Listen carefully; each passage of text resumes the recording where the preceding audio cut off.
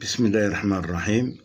Dans cette vidéo, on va voir les chaînes des Alpes, les chaînes de collision. Les Alpes se trouvent entre l'Italie et la France. Elles résultent de la collision de deux plaques lithosphériques. Bon, comment s'est-il passé? Au début, il se fait un rifting, veut dire la création d'un océan, l'océan alpin.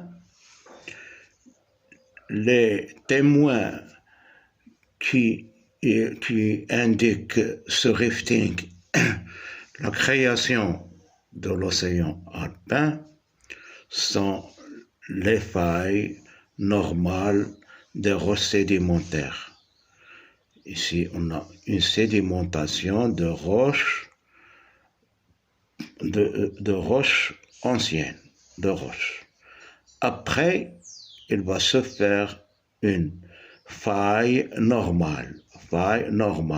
Les failles normales, après, il y a montée de la sténosphère et création de l'océan à partir des volcans qui émettent le basalte et au-dessous le gabbro et bien sûr la péridotite.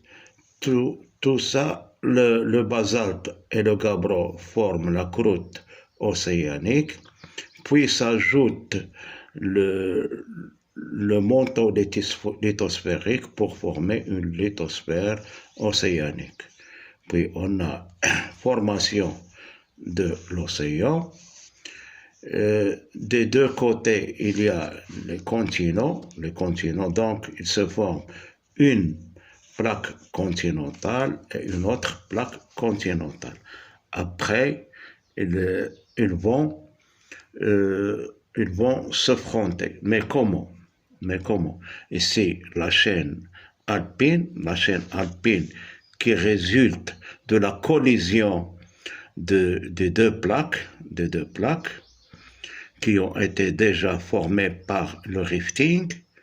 Donc, on a ici la chaîne de montagnes dans les Alpes, mais il y a des roches.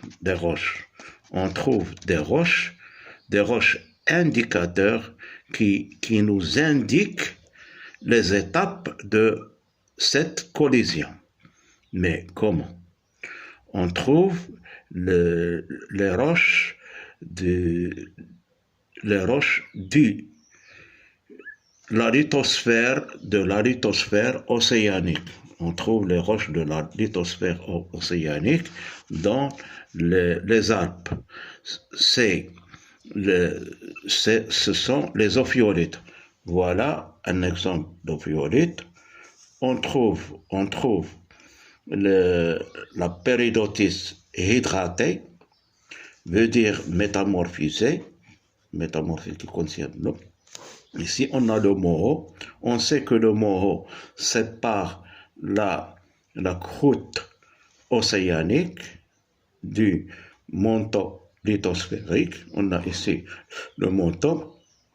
Après, le gabbro qui est formé de profondeur qui contient de gros cristaux c'est une roche plutonique, qui s'est formée en profondeur.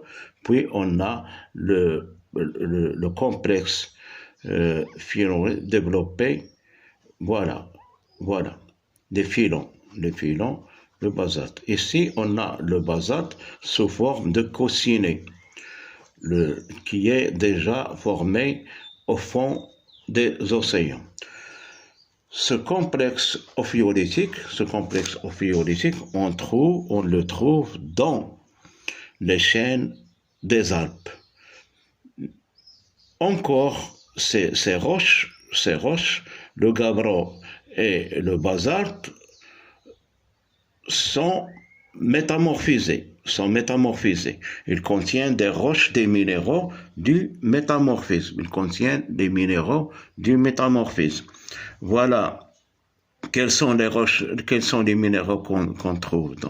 On trouve les minéraux qu'on trouve dans le basalte et le gabbro sont des minéraux indicateurs d'une forte pression et de faible température.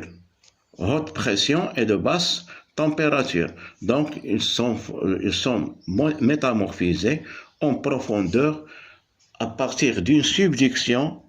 Au début, il y a une subduction. La subduction, c'est l'enfoncement de la plaque océanique la plus dense sous la plaque continentale la moins dense. C'est l'enfoncement de la lithosphère océanique sous la lithosphère continentale. Donc, il y a des minéraux de haute pression et de basse température, comme le schiste, les roches que l'on rencontre sont les schistes bleus et les éclogites qui sont des roches indicateurs de haute pression et de basse température en profondeur. Donc, il se fait une subduction. La lithosphère océanique s'enfonce sous la lithosphère continentale à partir d'une subduction. Voilà, il se fait un métamorphisme. Au début, on a avant l'enfoncement, on a le schiste vert qui contient l'actinote, voilà, comme minéral indicateur d'une hydratation, parce que la lithosphère océanique, en s'écartant de la dorsale, elle vieillit, sa densité augmente, elle devient sa densité supérieure à la sténosphère, puis elle s'enfonce, qui contient des minéraux qui indiquent un métamorphisme hydrothermal. Puis, en s'enfonçant, le schiste vert se transforme en schiste bleu, car il contient le minéral indicateur qui est la glaucophane. La glaucophane, c'est un minéral indicateur d'une haute pression de la subduction. Puis, ce schiste bleu se déshydrate, veut dire elle perd l'eau, puis commence l'enfoncement et elle se transforme en éclogite.